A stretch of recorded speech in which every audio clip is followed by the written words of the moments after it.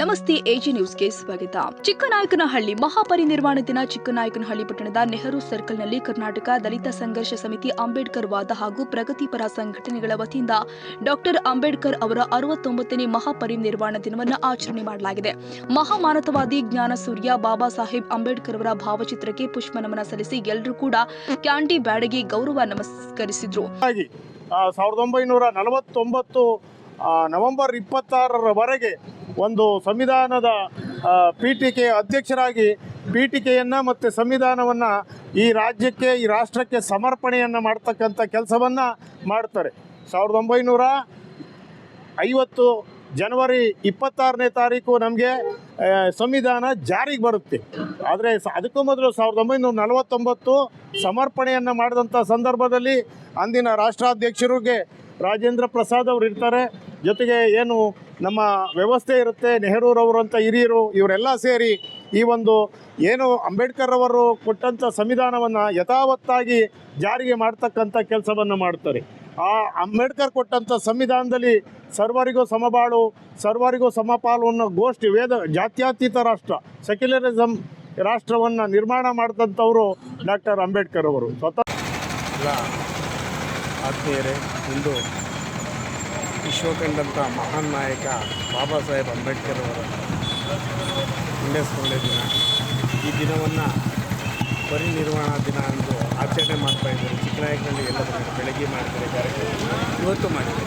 ನಾವು ಇಂಥ ಕಾರ್ಯಕ್ರಮಗಳನ್ನ ಬರೀ ಆಚರಣೆ ಮಾಡ್ದಲೆ ಅವರ ವಿಚಾರಧಾರೆಗಳನ್ನು ನಮ್ಮ ಬದುಕಿನಲ್ಲಿ ರೂಢಿಸಿಕೊಂಡು ನಡೆದಾಗ ಮಾತ್ರ ನಾವು ಅವರಿಗೆ ಗೌರವ ಸಲ್ಲಿಸ್ದಂಗೆ ಆಗುತ್ತೆ. ಮುಂದಿನ ದಿನಗಳಲ್ಲಿ ಎಲ್ಲರೂ ಒಟ್ಟಾಗಿ ಸೇರಿ ಇಂಥದ್ದೊಂದು ಅರಿವು ಕಾರ್ಯಕ್ರಮನ ಸಾಮಾನ್ಯ ಜನಗಳಿಗೆ ಅಂಬೇಡ್ಕರ್ ಅರಿವನ್ನು ಆ ಸಾಮಾನ್ಯ ಜನಗಳಿಗೆ ತಿಳಿಸುವಂಥ ಪ್ರಯತ್ನವನ್ನು ನಾವೆಲ್ಲರೂ ಸೇರಿ ಮಾಡೋಣ ಅಂತ ಹೇಳ್ತಾ ಎಲ್ಲರಿಗೂ ಮತ್ತೊಮ್ಮೆ ಜೈ ಭೀಮ್. ಬಂಧುಗಳೇ, ಜೈ ಭೀಮ್. ಇವತ್ತು ಏನು ನಾವು ಬಾಬಾ ಸಾಹೇಬ್ ಅಂಬೇಡ್ಕರ್ ಅವರ 69ನೇ ಪರಿನಿರ್ವಾಣದಲ್ಲಿ ಸೊ ಆ್ಯಕ್ಚುಲಿ ಇದೇನು ಸಂತೋಷದ ಸುದ್ದಿ ಅಲ್ಲ, ಇದು ಇಡೀ ಭಾರತಕ್ಕೆ ನೋವಿನ ಸುದ್ದಿ. ಇಡೀ ಏನು ಪರಮಪೂಜ್ಯ Baba Saheb doctor B R Ambedkar ಅವರು ನಮ್ಮನ್ನು ಆಗಲಿ 69 ವರ್ಷ ಆಯಿತು. ಆದರೆ 69 ವರ್ಷ ಆಯಿತು, 75 ವರ್ಷ ಆಯಿತು ಸಂವಿಧಾನ ಕೊಟ್ಟು. ಇವತ್ತಿಗೂ ಕೂಡ ಬಾಬಾ ಸಾಹೇಬ್ ಅಂಬೇಡ್ಕರ್ ಅವರ ಆಶಯ ಈಡೇರಿಲ್ಲ. ಇವತ್ತಿಗೂ ಕೂಡ ಬಾಬಾ ಸಾಹೇಬ್ ಅಂಬೇಡ್ಕರ್ ಎಲ್ಲೋ ಒಂದು ಕಡೆ ಕಣ್ಣೀರು ಹಾಕ್ತಾರೆ. ಬಾಬಾ ಸಾಹೇಬ್ ಅಂಬೇಡ್ಕರ್ ಅವರು ಸಾಯೋ ಹಿಂದಿನ ದಿನವೂ ಕೂಡ ಸಾಯೋದು ಒಂದು 5 ತಿಂಗಳಿದೆ ಅನ್ನೋ ಸಂದರ್ಭದಲ್ಲಿ ತಮ್ಮ ಏನು ಆಪ್ತ ಸಹಾಯಕ ನಾನಕ್ಕೆ ಮುಂಚು ಅವ್ರ ಹತ್ರ ಮಾತಾಡ್ತಾರೆ. ಆ ಮಾತುಗಳು ಇನ್ನೂ ಕಿವಿಲಿ ಅದೇ ಥರ ನಮಗೆಲ್ಲ ಸಿಗ್ತಾ ಇದೆ. ಬಾಬಾ ಸಾಹೇಬ್ ಅಂಬೇಡ್ಕರ್ ಅವರು ಯಾವತ್ತೂ ಕೂಡ ನಾವು ಎಷ್ಟೋ ಫೋಟೋಗಳನ್ನ ನೋಡಿದ್ದೀವಿ, ಯಾವತ್ತೂ ಬಾಬಾ ಸಾಹೇಬರು ಕಣ್ಣಲ್ಲಿ ನೀರು ಹಾಕಿದ್ದಾರೆ ಅನ್ನೋಂಥದ್ದು ಭಾವ ನಮಗೆ ಆ ಫೋಟೋಗಳಲ್ಲಿ ಕಾಣುತ್ತೆ. ಆದರೆ ಬಾಬಾ ಸಾಹೇಬ್ ಅಂಬೇಡ್ಕರ್ ಅವರು ತಮ್ಮ ಕೊನೆಯ ಜೀವಿತಾವಧಿಯ ಕೊನೆಯ ದಿನಗಳಲ್ಲಿ ನೀರು ಹಾಕಿ ತುಂಬ ಸುಂದರಾಗಿ ಅವರು ತೀರ್ಕೊತಾರೆ. ತುಂಬ ಖುಷಿಯಾಗಿ ಅವ್ರ ಪ್ರಾಣ ಬಿಡಲಿಲ್ಲ. ಬೇರೆ ಎಲ್ಲ ಏನು ಸಾಧಕರು, ಬೇರೆ ಎಲ್ಲ ಸಮಾಜದ ಲೀಡರ್ಗಳ ಥರ ಅವರು ಖುಷಿಯಿಂದ ಜೀವನ ಬಿಟ್ಟಿದ್ದಾರೆ. ಯಾಕೆಂತಂದರೆ ಬಾಬಾ ಸಾಹೇಬ್ ಅಂಬೇಡ್ಕರ್ ಅವರಿಗೆ ಅವರ ಕಂಡಂಥ ಕನಸು ಈಡೇರಿಸೋಕೆ ಆಗಲೇ ಇಲ್ಲ. ಅವರೇ ಹೇಳ್ಕೊಂಡಂಗೆ ಜುಲೈ 31, 1956ನೇ ತಾರೀಕು ಅವರ ಆಪ್ತ ಸಹಾಯಕ ಡೈರೆಕ್ಟರ್ ರತ್ತು ಅವ್ರ ಹತ್ರ ಹೇಳ್ಕೊಂಡ್ರೆ, ರತ್ತು ನಿಮ್ಗೆ ಗೊತ್ತಿಲ್ಲ ನಾನು ಯಾಕೆ ಹೇಳ್ತಾ ಇದ್ದೀನಿ ಅಂತ.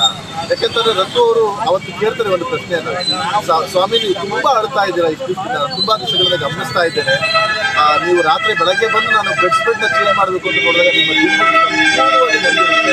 ನನಗೆ ನೋಡಿ ಸಹಿಸ್ಕೊಳಕ್ಕೆ ಆಗ್ತಾ ಇಲ್ಲ, ಯಾಕೆ ಅಂತ ಕೇಳಿದಾಗ ಬಾಬಾ ಸಾಹೇಬ್ ಅಂಬೇಡ್ಕರ್ ಅವರು ಹೇಳ್ತಾರೆ, ರತ್ತು ನನ್ನ ನೋವು ನಿನಗೆ ಅರ್ಥ ಆಗಲ್ಲ, ರತ್ತು ನಿನಗೆ ಅರ್ಥ ಆಗಲ್ಲ, ನಿಮ್ಮ ಕೆಲಸ ನೀನು ನೋಡ್ಕೋ ಅಂತ ಹೇಳಿದಾಗ ಆದರೂ ಕೂಡ ರತ್ತು ಫೋರ್ಸ್ ಮಾಡಿ ಕೇಳ್ತಾರೆ, ಯಾಕೆ ಬಾಬಾ ಸಾಹೇಬ್ ಅರ್ಥ ಇದ್ದಾರೆ, ಇದು ಗೊತ್ತಾಗಬೇಕಾಗಿರೋ ವಿಷಯ ಅಂತ ಅಂದಾಗ ಬಾಬಾ ಸಾಹೇಬ್ ಅಂಬೇಡ್ಕರ್ ಅವರು ಹೇಳ್ತಾರೆ, ನನ್ನ ಜೀವಮಾನವನ್ನು ನಾನು ಭಾರತದ ಬಹುಜನರಿಗೋಸ್ಕರ ನಾನು ಹೋರಾಟವನ್ನು ಮಾಡಿದೆ, ನನ್ನ ಹೋರಾಡಿ ನಾನು ಎಲ್ಲದನ್ನು ಗಳಿಸ್ಕೊಟ್ಟೆ.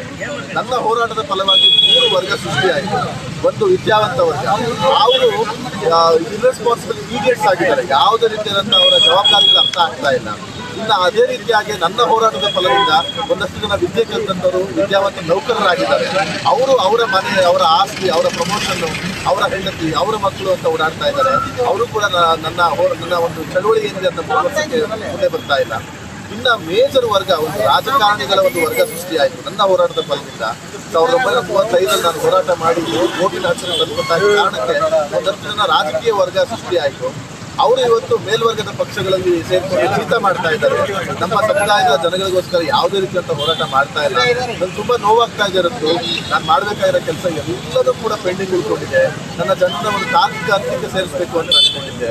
ನಾನು ನನ್ನ ಸಮುದಾಯದ ನನ್ನ ಜನರು ಏನು ಈ ದೇಶದ ಎಲ್ಲರ ಒಂದು ಸರಿಸಮಾನವಾಗಿ ಅಧಿಕಾರವನ್ನು ಹಂಚಿಕೊಂಡು ಈ ದೇಶವನ್ನು ಆಳಬೇಕು ಅನ್ನೋದು ನನ್ನ ಕಣ್ಣಾರೆ ನೋಡಬೇಕು ಅಂತ ಅನ್ಕೊಂಡಿದ್ದೆ. ಆದರೆ ನನ್ನ ಕಣ್ಣನ್ನು ನೋಡೋಕೆ ಆಗ್ತಾ ಇಲ್ಲ. ನನ್ನ ಜೀವ ಇನ್ನೇನು ಹೋಗೋ ರೀತಿಯಲ್ಲಿದೆ. ನನ್ನಲ್ಲಿ ಆಯಸ್ಸಿಲ್ಲ ನನಗೆ. ಹಾಗಾಗಿ ತುಂಬ ನೋವಾಗ್ತಾ ಇದೆ. ಯಾರು ಕೂಡ ಬಾಬಾ ಸಾಹೇಬ್ರೆ ನೀವು ದಣಿದಿದ್ದೀರಾ, ನಿಮ್ಮ ಒಂದು ವಿಮೋಚನಾ ರಥವನ್ನು ನಾನು ಮುಂದೆ ಹೇಳ್ಕೊಂಡು ಹೋಗ್ತೀನಿ ಅಂತ ಯಾರು ಕೂಡ ಹೇಳ್ತಾ ಇಲ್ಲ.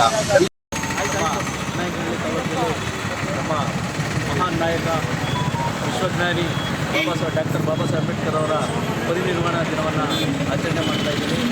ಈ ಆಚರಣೆಗಿರ್ತಕ್ಕಂಥ ಎಲ್ಲ ಗೆಳೆಯರಿಗೂ ಸ್ವಾಗತವನ್ನು ಕೊಡ್ತಾ, ಬಾಬಾ ಸಾಹೇಬ್ ಅಂಬೇಡ್ಕರ್ ಅವರು ಈ ದೇಶ ಕಂಡಂಥ, ಈ ಪ್ರಪಂಚ ಕಂಡಂಥ ಮಹಾನ್ ವಿಜ್ಞಾನಿ ಬಾಬಾ ಸಾಹೇಬ್ ಮಹಾನ್ ವಿಜ್ಞಾನಿಗೆ ಮುಂದಿನ ದಿನಗಳಲ್ಲಿ ನಾವು ಹೆಚ್ಚಿನ ದೊಡ್ಡ ಕಾರ್ಯಕ್ರಮಗಳನ್ನು ಮಾಡ್ತಾ ಮುಖಾಂತರ ಹಾಗೂ ಜನಗಳಿಗೆ ಅರಿವು ಮೂಡಿಸುವ ಮುಖಾಂತರ ಒಳ್ಳೊಳ್ಳೆ ಕಾರ್ಯಕ್ರಮಗಳನ್ನು ಮಾಡುವಂಥ ಇಲ್ಲ ಸರ್, 6 ಕಾಲಿಗೆ ಬಂದೆ. ಜೈ ಸಂವಿಧಾನ, ಜೈ ಅಂಬೇಡ್ಕರ್.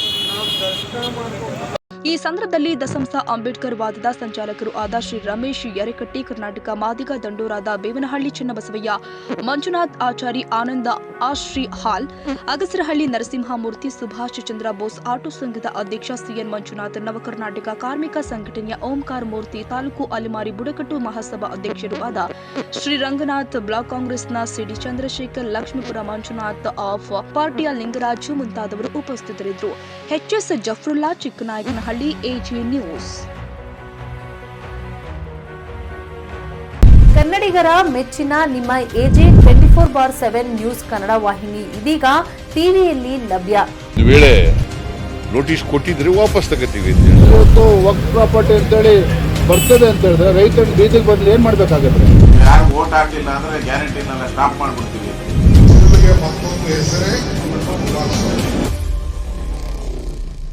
ಕರ್ನಾಟಕ ಮತ್ತು ದೇಶ ವಿದೇಶ 360 ಡಿಗ್ರಿ ಸುದ್ದಿ ಹಾಗೂ ಉತ್ತರ ಕರ್ನಾಟಕ, ಬೆಳಗಾವಿ, ಬಾಗಲಕೋಟೆ, ಧಾರವಾಡ, ಹಾವೇರಿ, ಗದಗ, ಬಿಜಾಪುರ ಜಿಲ್ಲೆಯ ಕ್ಷಣ ಕ್ಷಣದ ವಿವರವನ್ನ ಪಡೆಯುವುದಕ್ಕೆ ಎಜೆ 24/7 ನ್ಯೂಸ್ ಕನ್ನಡ ವಾಹಿನಿಯನ್ನ ಲೈಕ್ ಮಾಡಿ, ವಿಡಿಯೋಗಳನ್ನ ಶೇರ್ ಮಾಡಿ, ಕಮೆಂಟ್ ಮಾಡುವ ಮೂಲಕ ನಮ್ಮ ವಾಹಿನಿಗೆ ಸಹಕಾರ ನೀಡಿ ಮತ್ತು ಚಾನೆಲ್ ಅನ್ನ ಸಬ್ಸ್ಕ್ರೈಬ್ ಮಾಡಿ.